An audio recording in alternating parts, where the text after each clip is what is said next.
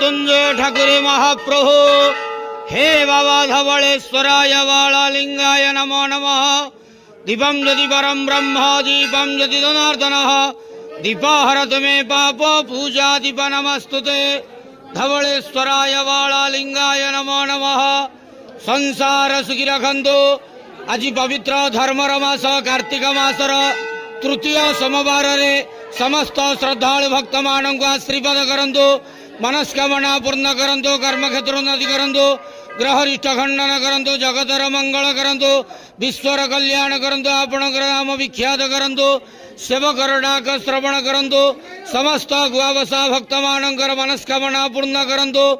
जो जो भक्त माने आपण पाखरे मानसिक रखिछंती तांका मानसिक पूर्ण करंतु। धवलेश्वराय बालालिंगाय नमो नमः।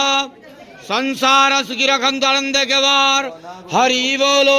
पवित्र धर्मर मास कार्तिक मासर तृतीय सोमवार रे समस्त श्रद्धालु भक्त मानू आशीर्वाद करंतु आनंद के बार। हरि बोलो।